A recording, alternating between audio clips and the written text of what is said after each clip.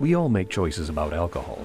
Kids make choices whether to drink or not. Bye, Dad. Bye-bye. Remember, I'm going to Alex's party tonight and sleeping over. You have fun. Hey, remind me about that party again? And adults make choices whether to talk about it. That's true of parents and every other trusted adult in a kid's life. Kids want to know our expectations, and they want honest answers in everyday conversations. So talk with your kids and help lead them on a positive path. Because when you talk, they hear you. Would you like to work closer to home, save money on gas, and be rewarded for your hard work and attendance? Then Bellisio Foods is looking for you. That's right, Bellisio Foods is now hiring for multiple positions and shifts with great employee benefits, an on-site health clinic, competitive wages, and advancement opportunities. Bellisio Foods is a company that truly values their employees. Apply online at belisiofoods.com/careers.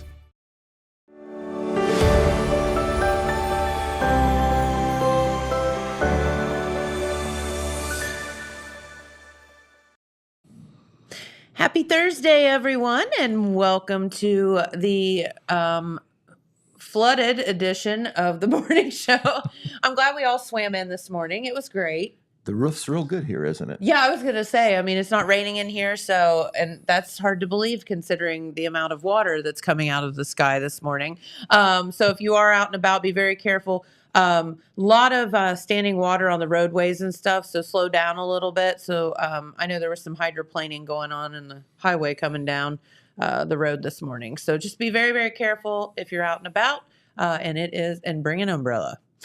All right. Well, happy morning, everyone. It is Thursday, which means we're doing the morning news update brought to you by Nia Henry, agent for Appalachia Realty. And if you need any real estate questions or things answered, Nia 418-4135 will be there for you. Give her a ringy dingy. Well, I'm blessed with two handsome young men here in the studio this morning. Well, you are taking a lot of license now. Hey, it's all relative. It's already Pete. intimidating for us men to come on here with a horse queen, you know. Well, I could see why, but I'm just kidding. Alex and Pete here this morning, and you guys have a lot of stuff to talk about, so welcome. We're always happy to have you guys here. Right. Well, I tell you what, Alex is here because he handled a major assignment for me yesterday. Okay. And so we had a protest yesterday in front of the sheriff's office, and this is another story in the continuing saga of the officer-involved shooting, which took place on January 31st out at a residence on Gisco West Road. Yes. As a result of that shooting, William Beach Jr., age 31, of course, passed away the same afternoon. Yes. Apparently shot by a deputy during that episode where, two or three deputies forced their way into where Mr. Beach was barricaded and had not surrendered when they were attempting to arrest him. And of course, we've covered all that as we went.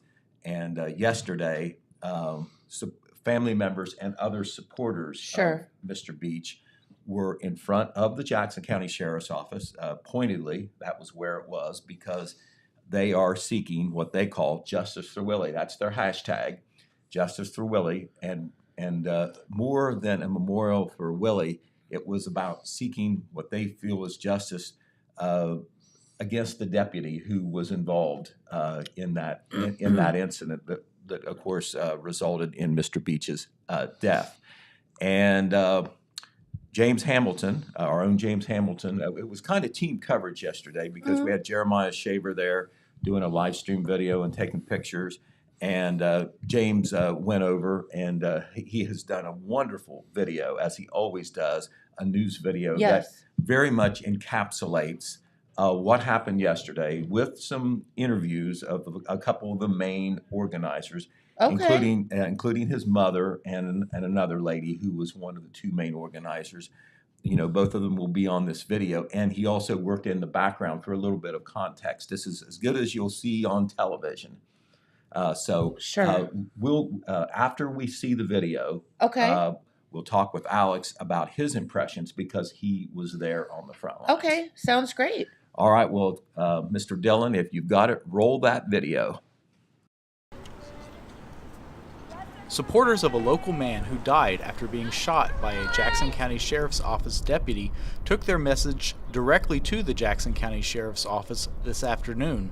A protest event labeled as Justice for Willy was held outside of the Jackson County Sheriff's Office. Protest organizers Carissa Parham and Michelle Welch allege the involved deputy unnecessarily shot and killed 31-year-old William Beach Jr. while he was unarmed, and that the deputy should be held accountable for his actions. The investigation of Beach's death was immediately turned over to the Ohio Bureau of Criminal Investigation and Identification, or BCII. Its investigation remains active and ongoing. However, BCII released the body cam video footage this past Friday, February 10th, and this view of the episode has prompted the protest organizers to believe the shooting was unjust and possibly criminal. The protesters have identified the deputy who they believe shot Beach, but neither the BCII or the sheriff's office have released nor confirmed the name of the involved deputy. On January 31st, my nephew was shot and killed.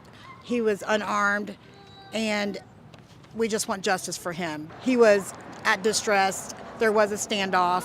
There's just so many stipulations that could have been prevented from it, but we're here today to protest.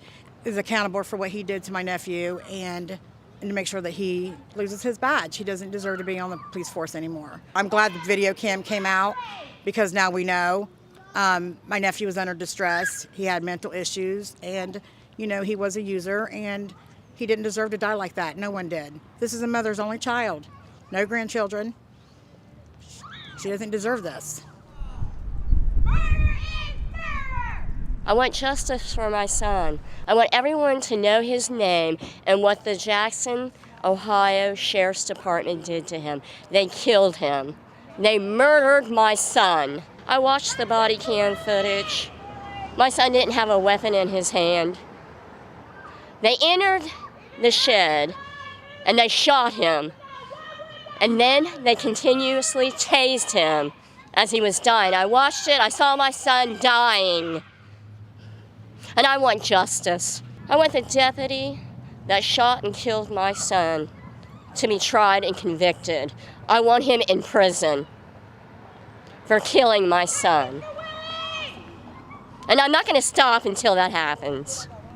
Justice for William B. We want justice done. Justice for Willie. The body cam footage is 8 minutes and 22 seconds in length and starts out showing law enforcement officers outside the residence just prior to forcing entry. The final portion shows at least 2 law enforcement officers confronting Beach, who is seen nearby lying on his back. One officer is holding a handgun while the other appears to be holding a taser gun. In the clip, you can see a handgun laying on top of a box. When the deputy made entry, the gun is seen falling to the floor. Before the release of the body cam video, a search warrant had revealed that Jackson County Municipal Court probation officer had stated he saw Beach with a hatchet and a handgun in his possession.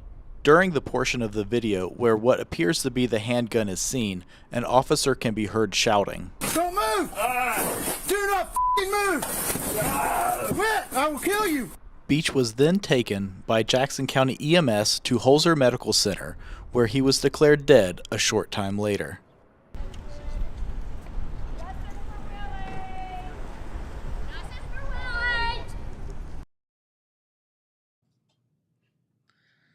Wow, that was very moving. And very Good job, James. Yeah, a wonderful job. Very informational as well. And that video is posted on the Telegram Facebook page. What, Main Street TV 2, James? Telegram. Only the Telegram right now. But you can see it anytime you want to take a look at it again, or you hear about it. You can see it there. We'll also, we also have coverage on our website. Alex is working on a story, a more detailed story that will appear, we hope, a little bit later today on our website. And of course, it'll be featured prominently in our Saturday edition. Yes. And bottom line, the investigation is still active and ongoing. That is the last thing we heard. We have not received any indication as to, when things might wrap up or whatever. It's been even though the BCII representative that we communicate with has been very responsive, there's just really no information released except, they'll tell you when the body cam is released and like that, and you had to ask for that. So Okay. Alex, of course, was there yesterday to cover for the newspaper. We also want to thank Jeremiah Shaver for a live stream video that took place. Very timely coverage yesterday. He also is providing some photos for Alex's story. But there's nothing like talking to somebody who was actually there. Sure. And, Alex, probably what some people want to know is how many people do you feel were there, visually at least? I don't know whether you did a head count. How many people were there? And, of course, we heard some of the shouts and so forth, but was there any problems? And what was the presence of law enforcement there for security reasons? No, there were no problems. I mean, it was carried out as they said it would be, as a peaceful protest. I mean, there was quite a bit of anger, which, I mean, That's understandable. yes, it's very understandable, and that there was a lot of anger. There was between about 20 and 30 people that were physically there. They had a lot of support coming through from automobiles driving by, honking their horns and in support and such. The sheriff's deputies weren't very present outside of the building. I think that's just that was just to also keep peace and Sure. not to instigate. And I think that I observed this several times yesterday as I was out and about town, and I think that they did. The protest was done very well. I think that they stayed together and stayed fairly peaceful and said what they needed to say. And I love that James was able to talk with two of the main organizers there, and they need to be heard too, and that's great. Well, they do. They should be heard. Yes, they should. Absolutely. And you're perfectly right. And when we're talking about media and such, you have to express impartiality and Yeah. in a way. Yeah. And you have to tell both sides of the story. Sure. And this is their side of the story. Yes. And Right. They definitely, as a result of, for whatever suspicions they may have had, after they saw the body cam footage, which, many of us have seen, Yes. have taken a look at, or heard about it, or maybe read the pretty detailed account that we published and posted, their interpretation is that the deputy likely shot William Beach on entry. It may have been intentional, it may have been negligent, it may have been accidental, but it did happen. Yeah. And they feel that, the deputy who did this should be, accountable for this, not only morally, but perhaps criminally as well. But again, this is why BCI was called in to do the impartial investigation. And this is why, although you all are, I think a lot of people get frustrated when they don't know instantly what the investigation showed. They're still investigating. They're still watching all the videos. They're still doing, probably ballistics reports and all of this stuff. So just be patient. And this, BCI is a third party neutral thing here. You're gonna find out, what exactly happened. Mm-hmm. And I think that's kind of the question is how did he get shot? Right. Well, and it's still kind of clear as mud. No, I know. Those questions are going to be there. There's going to be some interpretation. There's going to be, because, it's not a perfect view and there isn't any explanation. There's going to be speculation, obviously. It could be correct speculation or incorrect speculation. But we do understand, once again, we can't say this enough. BCI has said that when their investigation is over, they will release their report, and we suppose that it will be very detailed, and Yes. some of these answers will be there. Once again, BCI is not going to be the prosecuting authority here. They're not going to Nope. come in and say they may have a conclusion, but it will be up to local authorities to determine where to go with that information. That is the Jackson County Prosecutor's Office. And I want to be careful because I'm not a lawyer and not a prosecutor, Sure. but I believe the different routes could be the prosecutor could make a decision about charges, and or it could be presented to a grand jury, which makes it a broader opinion on what might come down or what might result as far as if there's any blame or criminal charges that could result. But the whole fact of the matter is, guys, that the investigation is not done, and it will be released at some point when it is done, and we'll all know more answers then. We'll certainly be reporting that, and I don't know whether it came off or not, but there were indications that following the protest rally, which went on for some time, They were there a long time. There was really no structured program, right? Just people out on the street with signs and shouts, and they were being interviewed by us, of course. Yes. Okay. Yes, and They were there quite a while. Yeah, I think I was there for like maybe an hour and a half. Around that, I've got my sunburn and everything. Right. Yeah, it was a pretty day. It was a nice, It was warm and windy. It was, but yeah, we understand that some of the protesters may have moved uptown towards Main Street a little bit afterwards. We've been told that. I don't know that firsthand. Yeah, the last time I saw them, I was walking, and they were like at the corner by Sportabout. Okay, on Main. Just up half a block from where Yeah. they were, and they had said or posted that they had planned to do a candlelight vigil also, which I presume would have been yesterday after dark. Okay. Don't know where that took place, but that was posted as a follow-up type. Okay. As a follow-up type event. But anyway, we certainly thank Alex for the work that he's doing on this. Helped me out by being willing to do that, aside from the busy load that I always give him. And also Jeremiah made special provisions to be able to be off. Normally he's at home on that particular day. And James, on his own, went down to do that, Of course. to do that video coverage, which is certainly top notch. So I appreciate it, all the people who came forward to help us tell this story.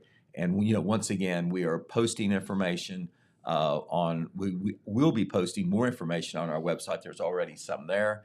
We will also there's also a lot on Facebook.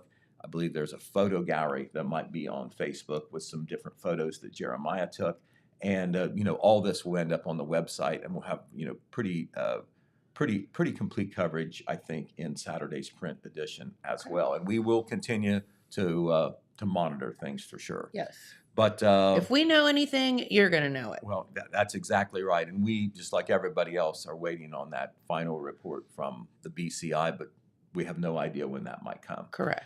Alex, since he's sitting here, we're going to have him address a very different story. Alex has shown himself to be very adept at covering the business beat for me. He's covered a lot of new business stories, business change stories, ownership stories, relocations, ribbon cuttings, etc. There really is a lot more going on like that than you might think in our little county. Yeah. One of the things that he covered very recently was a ribbon cutting for the Hebrews Coffee Shop in Yeah. downtown Jackson. That is across, I guess, it's across from the PNC Bank. Yes. On Broadway Street. There they are. If you're watching on TV now, you can see there were lots of people who came out for the ribbon cutting.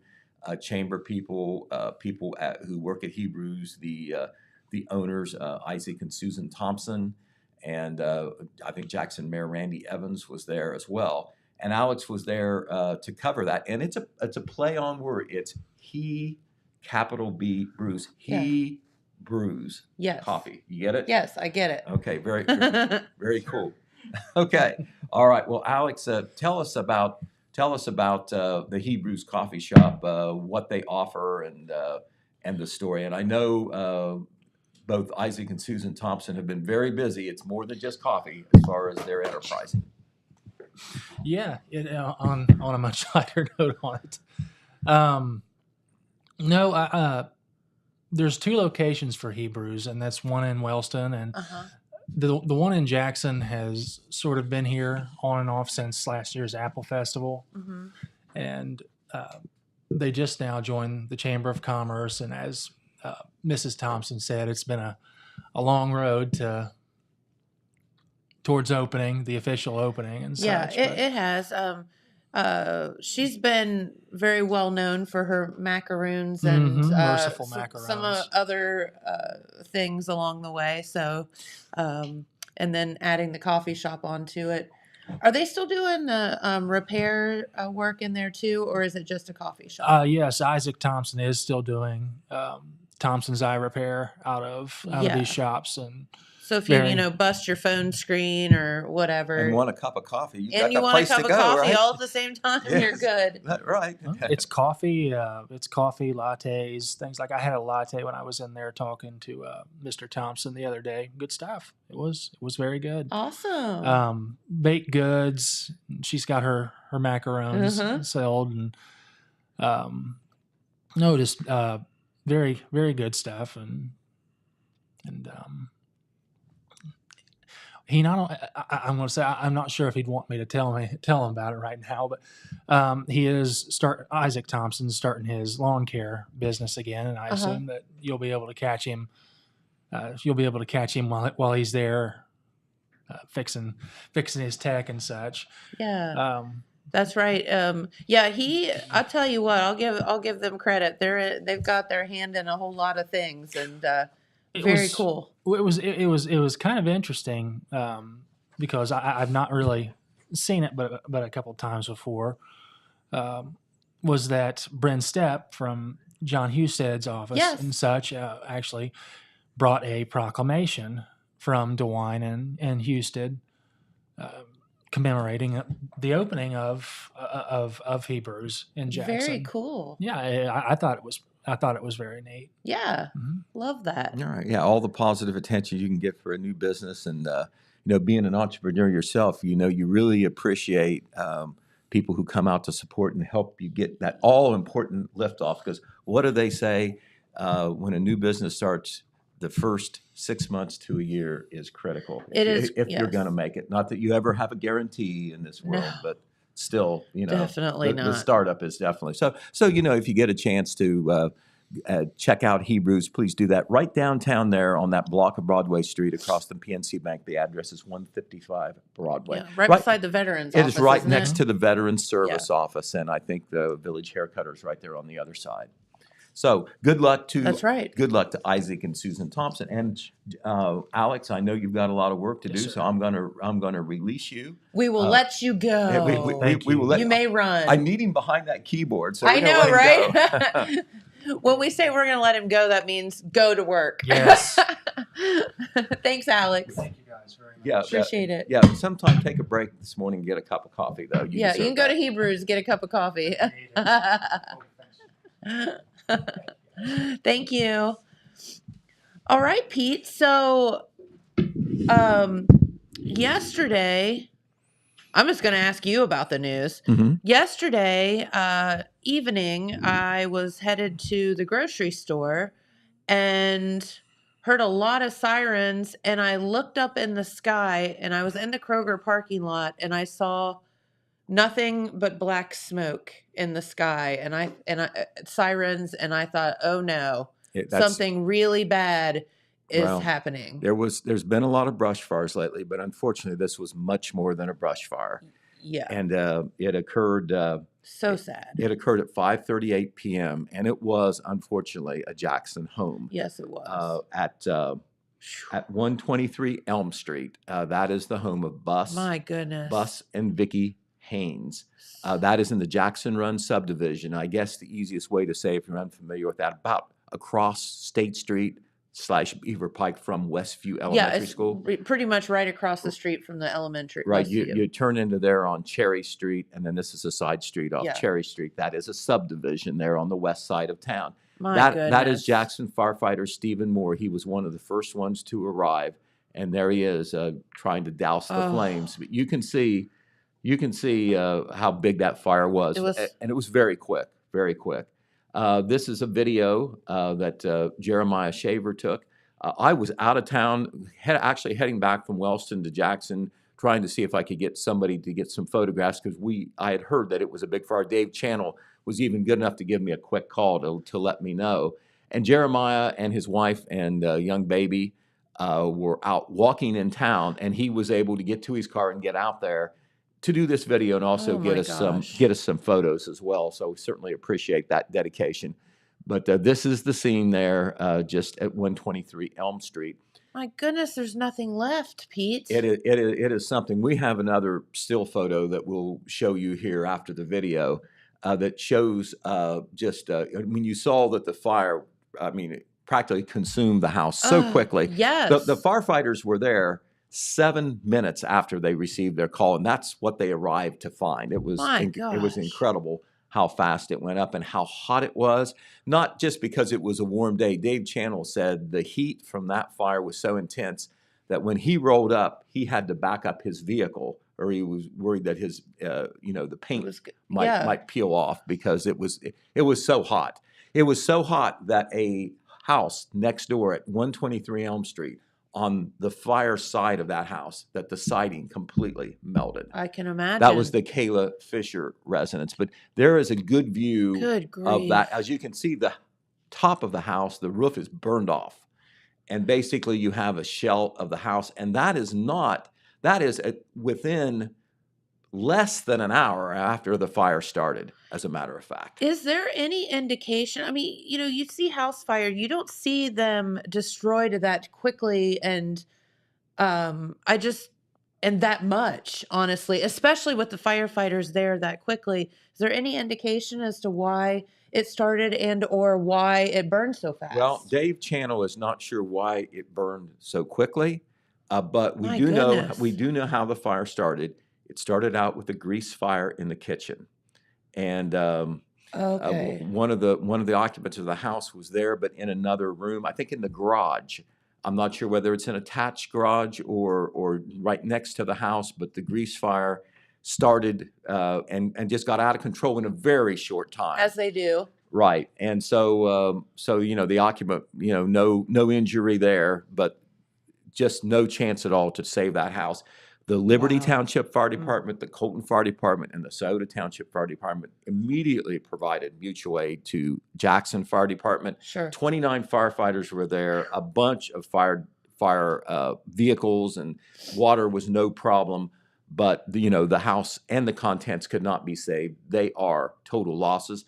Fortunately, the Hayneses had insurance for their possessions. Frontier Community Services, I'm not sure whether they own, that is their subdivision that they built. I'm not sure whether they own every house, but they own that house, and they also have insurance on the structure. So that part, at least, is good.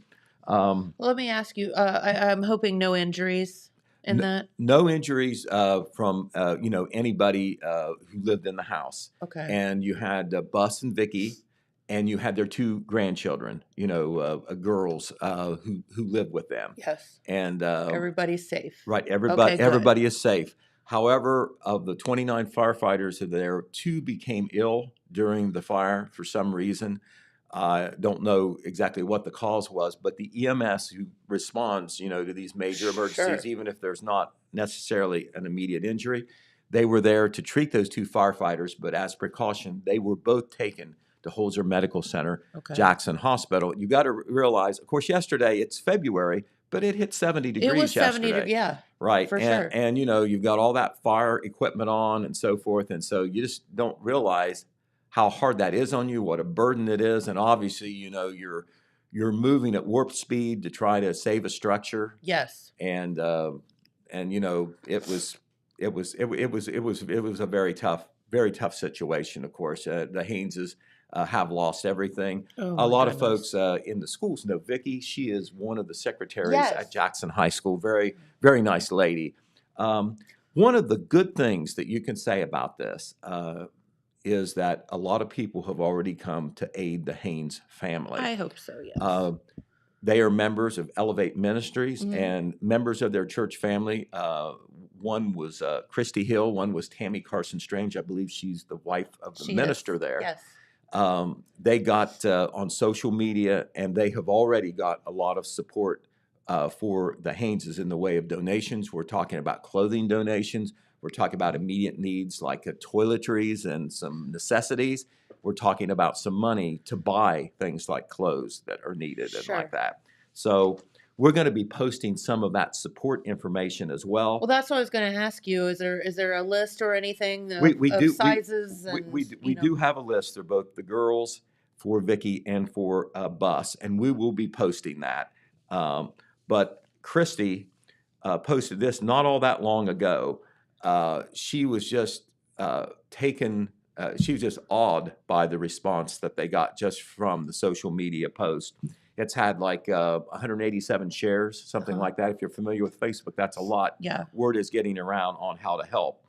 And she reported and I just picked this up this morning, that within a couple of hours, they had several bags of clothing dropped off, cash delivered to her, that they enabled them to purchase over $300 in new clothes. And all this is, within hours of after it happened. Toiletries and food donations as well.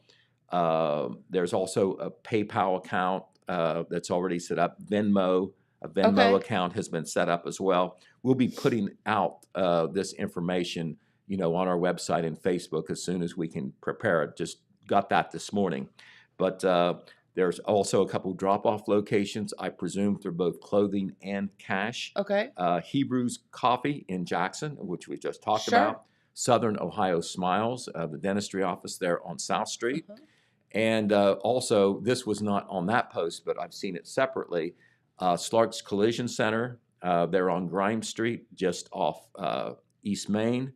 And Slark's Tire and Service Center down on Broadway Street. Yes, the old Goodyear tire. They have offered to be a drop-off location as well. So you have lots of people stepping forward to help. Okay. And this is something, we have seen time and again, how this community, how this county, how people in neighbors, churches, community organizations step forward to help others in need. Our small community strikes again, right? Right, and it's just like So good. it's just like when there's the death of a death in the family or whatever. That's so hard to put up with. The grief will stay on, but the fact that people care and they care about you, it's inestimable what that means. And so we like I say, posting more information. We do have a picture posted and some initial information about the fire. So a lot of people already know about it, and we'll be posting a more detailed story that I'm working on now. Plus all these ways that you can support the family. Very good. After the fact. If you're interested in helping, there's many ways to do so. I am assuming that they have a place to go. I know that They had a place to go. I do not know whether they're getting any Red Cross assistance. I know it's always offered, but I believe that they did have a place to go as far as within the family, within the family unit there. And so they're okay with that temporarily on the shelter part.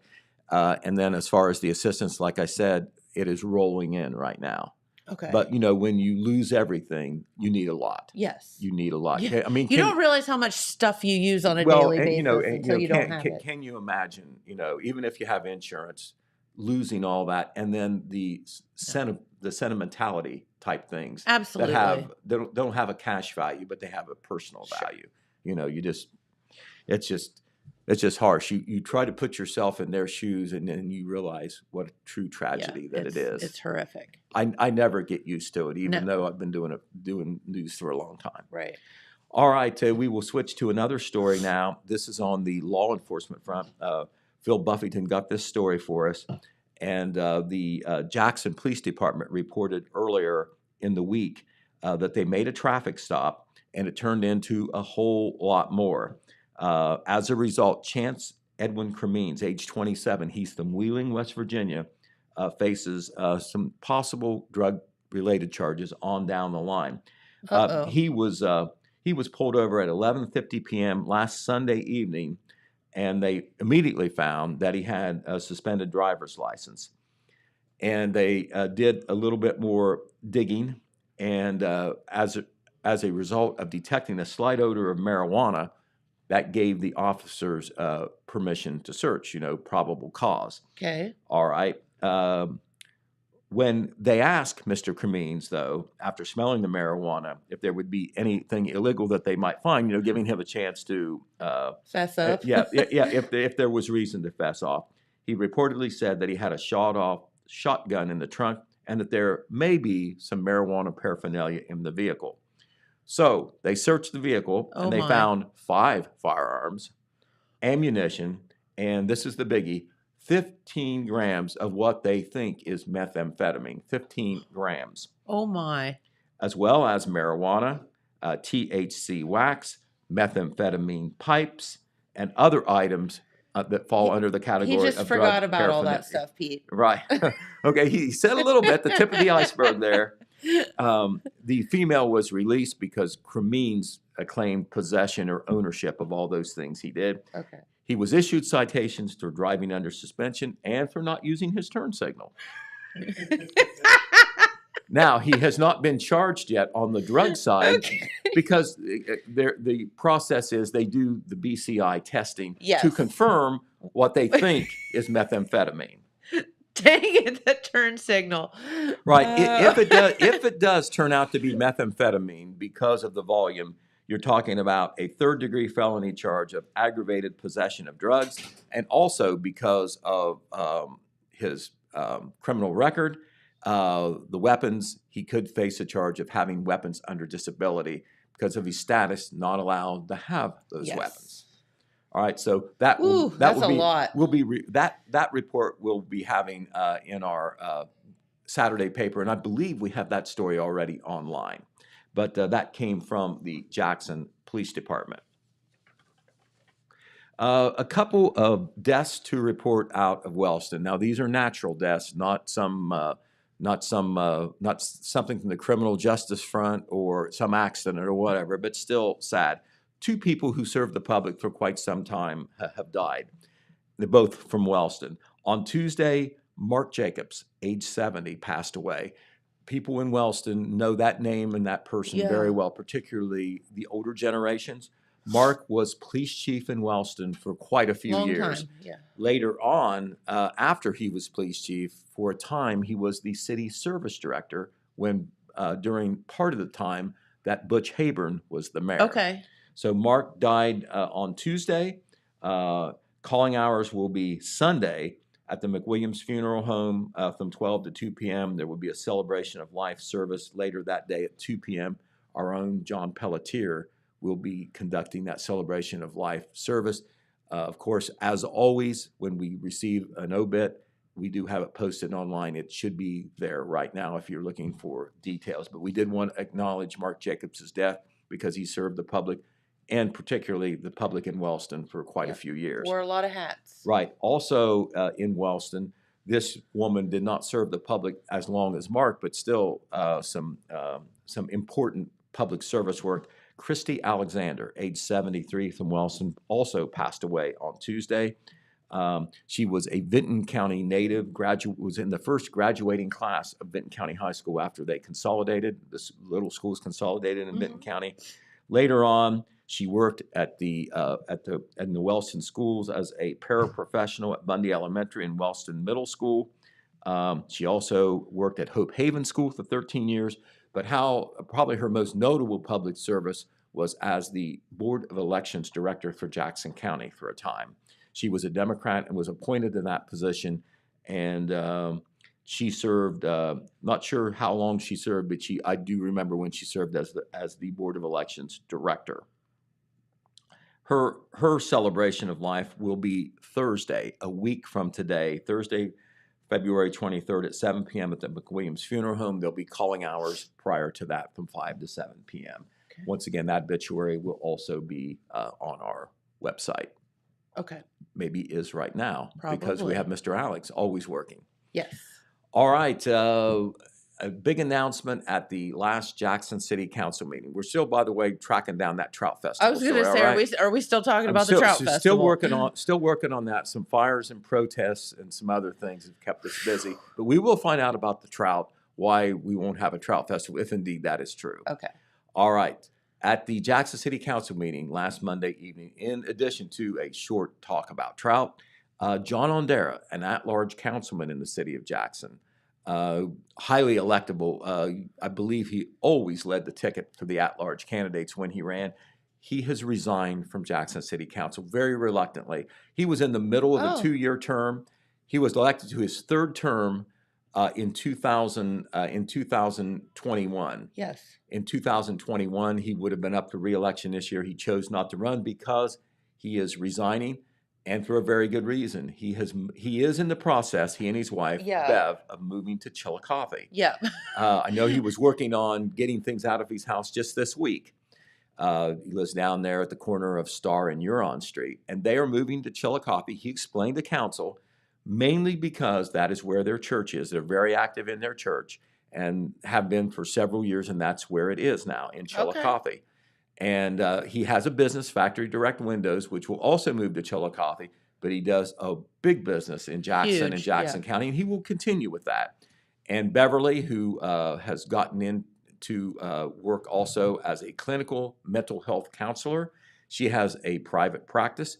That will be moving from Jackson to Chillicothe, but she will also, I'm sure, keep her connections with Jackson through family and friends as well. She was one of the persons who worked hard to get the Jackson City Tree Commission going again. Yes. So at the council meeting, after John Ondera reported that he was resigning immediately, he called it bittersweet. Sure. He regretted, he really enjoyed his work on council, particularly here in the last year or two when so many things have been happening, the city moving forward. Because of, all the initiatives from the Evans administration and the fact that there's city income tax money to make things happen. Yep. He enjoyed being part of that. But you have to live in Jackson, within the city, to be a councilman. Of course, that's the way it works. Is he an at-large or a ward council? He is at-large, okay, which means that he represents the whole city. If you're a ward councilman, you do represent the whole city, but only your ward votes on you.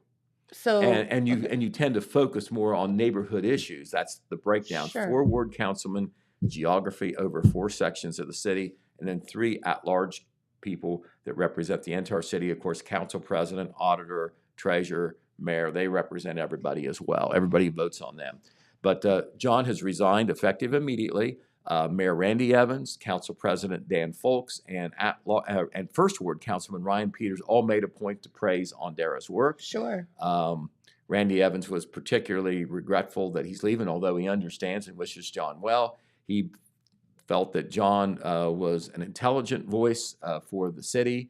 He wasn't afraid to speak up and take a stand, always thinking of the good of the city and not necessarily the politics of it. Yes. So, that's certainly our loss in Jackson. I think I would echo those sentiments as well. Yeah, absolutely. And so now what? Do we appoint? Well, the way it should work, no announcement yet, but based on the way I think it should work, this was a partisan position, meaning it's a Republican-Democrat thing. Okay. Remember, people on council, they don't have to be a Republican or Democrat, but the way Ohio is set up, it is an R or a D type thing. You can also run as an independent or a write-in, of course. Sure. But John was a Republican, so that means that the city caucus of the Jackson County Republican Central Committee have not got that notice yet, but they will probably set up a meeting in the very near future to pick a replacement to serve the remainder of the unexpired term, which would be the remainder of this year. Well, could it be that, it seems to me like Jeff Elliott threw his name in the ring for, to be on the ballot the next time. Could it be maybe they would appoint someone like that? Well, it's not has interest. Right. It's not limited to Jeff, but I know that Jeff is going to seek the appointment to the unexpired term as well as running for a full new term in the election. Yeah. Could there be others? There certainly There could be might be. because it will be advertised, in the media. We'll certainly have it out there as soon as we know when that meeting is. And anybody who is eligible, that would be any elector meaning that you are a registered voter in the city of Jackson. And You should do it, Pete. and Republican. No. In your spare time, you should be a Jackson Well, I go to the meetings councilman. anyway, right? No, I'd rather be on my end of it, holding the pen. But But anyway, we'll certainly say when that meeting is, but that will be a Republican appointment by the members that represent the city of Jackson of the Central Committee. Okay. So we will see what happens there. But once again, we'll have that story coming up in our next edition as well. Okay. Speaking of elections and candidates, some news from the Jackson County Board of Elections. Remember, we announced not too long ago that the candidates for the primary had been submitted Yes. to the Board of Elections. The deadline, I think, was February 1st. You had to turn in your petitions with signatures. Okay. Okay, as part of the process calls for the boards of elections in all 88 counties, if you have cities involved, because villages and school boards and townships are nonpartisan, so that doesn't come till later. But on the R's and the D's, and there's a possible primary election with contests, you have to file by 90 days before the primary. In this case, that was February the 1st. The Board of Elections, within 2 weeks or 10 days, I'm not sure which it is, but somewhere in there, they have to meet and look at the signatures and make sure that they're all valid. Validate it, Or yeah. they have enough valid signatures, Sure. even if some of them aren't valid. Well, there were 2 candidates who did not have enough valid signatures, who we announced earlier as, filing. And it's often, it's often a perfunctory thing because normally there isn't a problem, but occasionally there isn't. In this case, Pete Bopp, who is running for the 4th Ward, did not have enough valid signatures for his candidacy for re-election as 4th Ward councilman in the city of Jackson. Same thing happened in the city of Wellston to Madison Vance. Oh. She is the 2nd Ward councilman in Wellston. Now, nobody else has filed yet for the 4th Ward seat in Jackson, and nobody has filed for the 2nd Ward seat in Wellston. So it could be that they could still be elected. However, it gets complicated. Because they filed petitions for the primary, they cannot run in the primary now. They can't, there's no do-overs, it's past the deadline. Uh-huh. They cannot run either as an independent candidate. Those filings have to be done 1 day before the primary election, and you invalidate yourself if you fail to run as a partisan candidate if you turned in petitions. So you can't say, "Oh, I didn't get enough signatures. Now I'm just going to And run as an independent." Oh. So what that leaves is a write-in candidacy. Sure. And the problems with that. Your name is not printed on the ballot. However, if you're the only write-in candidate and you can write your own name, you have no problem. You're in. All you need is one vote. Ironically enough, that's what happened with Pete Bopp 2 years ago. I know, yeah. Right, he was initially appointed to replace somebody, and then Yes. he had the signature issue 2 years ago and has had it again this year. And with Madison Vance, right now, no one else is running for 2nd Ward. Now, not inviting anyone to do this, but it's open. On the 4th Ward and 2nd Ward, we could have somebody file as an independent. If you don't want to run on the party or you decide later or you think that's more strategic to run as an independent and avoid the primary, anybody can do that through any of these city positions. And you have until the day before the primary to file Right, as an independent. to file as an independent. Okay. You can do it now. And we had one candidate, Frederick Doobie in Wellston, who filed as an independent the same time as these other partisan candidates Okay. did. And his name will not be on the ballot until November, I presume, because even though he filed early. Yeah. Okay. So we'll see what happens because there was no independent candidates for 4th Ward in Jackson last year. But, like I say, the only contest that we have in the primary election in either Jackson or Wellston, once again, is that 3-way race for mayor on the Republican side in Wellston. Anthony Brenner, the service director who was appointed mayor when Charlie Hudson resigned, Connie Pelletier, the former mayor, and the former longtime councilman Tom Clark, all seeking the Republican nomination. Okay. But council positions, mayor positions, auditor positions, anybody can come out as an independent or even later as a write-in. But you would think if they're really serious about getting elected, they would do it as an independent because then your name is on the ballot, but not until the general election in November. Okay. So we'll be having that story out as well. All right. All right. Another thing that I want to report on, this is on behalf of the Jackson Historical Society, and they are excited because they have Salt Lick Historical Park down there where the depot is off East Broadway Street. Yes. Go down the hill and there it is on the right by the billboard, Right. right before you get to the bridge. Depot is on that property too. they are building a historical park down there. There's already some structures. There's an old historic cabin. There's the old Scioto Township house there that's historic. Of course, the depot was already there, but their centerpiece that they want for the historical park is the recreation of a salt lick furnace. Oh. Which was why they came to Jackson in the first place. There you see a drawing, a rendering of what that salt furnace would look like. And that is an early 19th century salt work depiction of what was actually probably on that very site many, many years ago. Really? That is Cool. how Jackson got started. Yes. There was salt in what is now called Salt Lick Creek, and that is why they came. That's why the Indians were around. That's why the animals were around. Sure. And that's why the settlers came. The first permanent settlers supposedly in 1795. But anyway, so this is an important part of our history. However, Jackson Historical Society is all volunteer. They need money. They hope to apply for some money with the Jackson City Tourism Board because, this would create tourism. They hope to get some of the funding, at least some of the funding they need for this furnace at this year from the Tourism Board, the Jackson City Convention and Visitors Bureau, also called the Tourism Board. It will meet on February the 27th. Lots of people come out seeking funding for things that they, claim could bring people to town as area, tourists or just bring them into town because of some attraction or event or whatever. And so they wanted to get out in front of that and let the public know what they would like to do.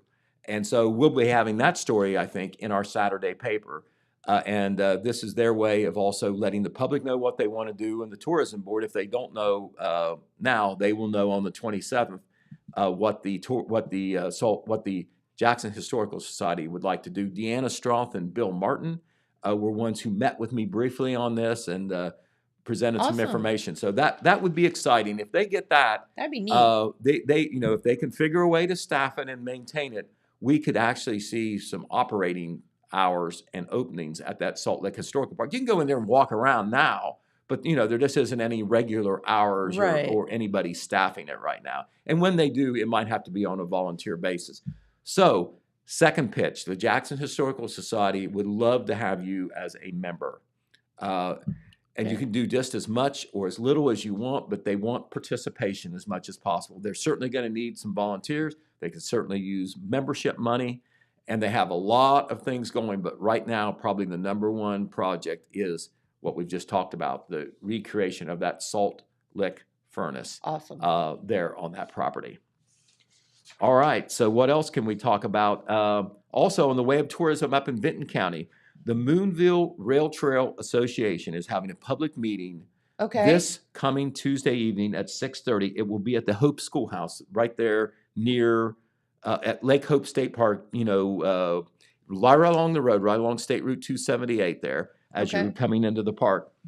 They are hoping to apply for $225,000 in state capital funding. Nice. And that is to make improvements to the Moonville Rail Trail. As you know, the Moonville Tunnel, allegedly haunted tunnel, has brought in a lot of people for events there. Another component of the tourism is this rail trail, which is great for hikers, particularly great for cyclists. Sure. And they're trying to run that baby all the way into Athens County from Vinton County. And there's already a lot there. And this would make more improvements and make it better and bigger. So if you want to be involved in that, if you want to lobby for that money, they invite you to come to this meeting, learn more about what they want to do, and get on board. Yeah. That is once again open to the public at the Hope Schoolhouse next Tuesday evening at 6:30 p.m. All right, I want to give a quick tip of the cap to Jeannie Gendra. Jeannie Gendra, I know, is going to be in here, I think, next week. Yeah. Is that right? Tuesday, I think. Tuesday, to talk about St. David. David's Day, and I'm sure some other things. But Jeannie Gendra, who is the director of the Mad Dog Center for Welsh Studies at the University of Rio Grande, and just a wonderful person to boot. Yep. She has been named the president of the Welsh North American Society. This is a very important group that promotes the Welsh heritage across the whole country. And she has been named the president. She has been involved in that group before, and now she's in charge. And she'll be doing, I'm sure, a good bit of traveling because of that. I know she likes to go to Wells as much as she can. So, I mean, she is really invested in this. So we want to congratulate her. And as we know, all you have to know is know the surnames in Jackson County. Yeah. The Welsh heritage is here, particularly in the Oak Hill area Yes. and east towards Rio Grande and into Jackson as well. Yep. Right. Okay. So we'll have that story in the paper Cool. as well. Also, we want to tell you that the Apple Festival is drawing ever nearer. And the reason is that, well, they start early. They have named a date for the Apple Festival contest. It will be on April 8th, Saturday, April 8th. I'm guessing that's Easter weekend, but I don't It's really know. typically I Easter didn't check weekend. my calendar, but that will be on Saturday, April 8th. And the girls who want to try out for Queen, they have to turn in their applications no later than this Saturday. Okay. Now, they've had the application sheets at all 3 high schools and maybe some other places, but we just wanted to let you know that the date for the Apple Festival Queens contest is April 8th. And if you haven't heard about signing up and you're a young lady who would like to try out, your time is growing short on that. Okay. So we will certainly be following that as well. Also, an interesting event will be taking place at the Marquet Cultural Arts Center this Sunday, February 19th at 7 p.m. Former Christ United Methodist pastor Dale Likens will be back in town. Okay. And there is Dale right there, very well known when he was here. He was at the church for 8 years. His daughters graduated from Jackson High School. He's remained a pastor at several different churches since then. He's now in Mainville, Ohio, which is in Warren County. And he has a very topical book that he has written that he's going to promote. And what Sunday's event is a launch party for that book. His book is called Hush Child, with the subtitle of Finding My Voice and Breaking the Silence. And what it is about a very interesting topic, you might say.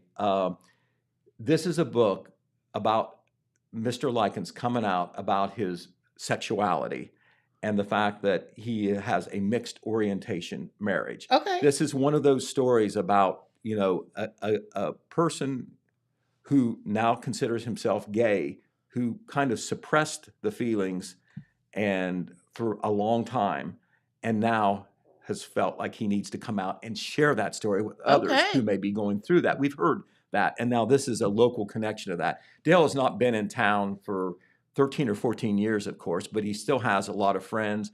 And of course, his church family, I'm sure he's kept connections with them. But he is going to be back to promote that book. This is open to the public, 7 p.m. at the Marquet Cultural Arts Center. And certainly, you got to give credit to Dale for being willing to talk about his personal situation and trying to help others who may be in the same situation that he found himself in conflict. Fair. Good. Right. And he remains married and all in what he calls a mixed orientation marriage. Okay. All right. Okay. Don't forget that Monday is President's Day. So they will have a lot of closures. About the only governmental entity that will be open will be the city of Wellston. So, if you're in these cities where there's garbage service, that's going to be affected. So heads up. Call on your that. bank, call whatever before you go. Heads up on that. Just in case. It is easy to overlook. Do we have to work on President's Day? Yes, we do. All right. Do not forget also tonight at the Liberty Theater Community Center, there is a historical presentation and a historical film. This is another event celebrating the Oak Hill sesquicentennial. Yes. The 150th year. Bob Irvin will be there dressed in historic garb talking about the history of Oak Hill. He is the authoritative figure in history for Jackson County. He'll let you know all about it. And they're going to show an old film. These are so interesting. It's going to show, I've not seen it, but supposedly has scenes from Oak Hill from the 50s, 60s, and 70s. That's cool. 7 p.m., Liberty Theater Community Center. You don't have to be from Oak Hill to go. No, that's just really cool. Okay, and I know we're going to talk more about this next week, and you'll probably have this maybe tomorrow about the Apple City Players and the Mousetrap, which will be coming up next weekend at the Marquet. We'll be talking more about that next week. Very good. They're going to be here tomorrow? Tomorrow is find out all about the Mousetrap. I've not read it, but it's one of Agatha Christie's greatest stories. Funny, but also a mystery. All right. I love Agatha Christie. The Grace United Methodist Church is having a clothing giveaway tomorrow and Saturday. They wanted the public to know. It is from 10 a.m. to 2 p.m. both days. That is there on the corner of, it's where Broad Broad, Locust, and Oak Street all come together there. It's the world's only 5-way stop. It is a 5-way stop, right? All Never right. seen anything like it The before. Wellston High School Alumni Committee is having their first meeting on Sunday, February 19th. That's another iron in the fire for our good friend John Pelletier. Yeah. If you're interested in that, that is at 2:30 p.m. Sunday afternoon at the Fellowship Hall at the First Presbyterian Church in Wellston. The basketballs are bouncing all over the place. Oh, man. We're in the tournament for the girls, Woohoo. and the boys' tournament will be starting as soon as this Saturday. Yes. And when you lose, you're out. Yeah. And we've had a lot of games. Last night, Westfall beat Wellston in girls 52-42, and Meigs beat Oak Hill 63-10. So they're out. Those two teams are out. On Monday, Vinton County, on a last-second shot, beat Gallia Academy 48-46. So they march on. Nice. They play tonight at Unioto High School, and Jackson plays at home against Athens in their first game. This is girls. Both of those games will be on the radio. The Jackson-Athens game will be on WKOV 96.7 FM, about 6:40 p.m., 7 p.m. tip-off at Jackson High School. And then Vinton County's game will be on WCJO. That's a little bit of a curveball because Vinton County is usually on WYRO, but because of our network contract with Ohio State basketball, Yes. we will have to switch to WCJO. So that's Okay. where you'll find the Lady Vikings tonight against Unioto. The Jackson boys start tournament play on Saturday at home against River Valley. So that game was also 7 p.m. tip-off, and WKOV will be covering that as well. So that is our basketball story. There you go. All the boys' teams will be starting soon. The girls' teams are already underway. All right. So there you are. And of course, it will all be in the Telegram. And the radio will be covering live. That's exactly right. And it is single elimination. So once you're out, you're out. Right. It really makes it exciting. It and, does. And once again, it doesn't matter what your record is during the regular season. You Nope. all start off at 0-0 on that scoreboard. That's exactly right. All right. Well, Pete, thank you for spending your morning with us. There's so much news to get through today. And we know that you have a lot more to do today. So You are correct, though. all right. Thank you so much for tuning in. Tomorrow we'll be back. We'll do some, maybe give you a little hint about some cycle search stuff, which will be starting soon. And also our Apple City players talking about their new play, The Mousetrap. So have a great day, everyone. Take an umbrella with you, and we'll be right back here tomorrow. See you then. Thanks for watching. This just in. The Telegram News has a new website, thetelegrammnews.com. Same dedicated coverage. Same trustworthy news with a brand new look. Covering Jackson and Vinton counties and surrounding areas. Locally owned and operated, thetelegrammnews.com has its finger on the pulse of the community. Stay up to date on local events, high school sports, and breaking news. thetelegrammnews.com. Subscribe today at thetelegrammnews.com. Check it out.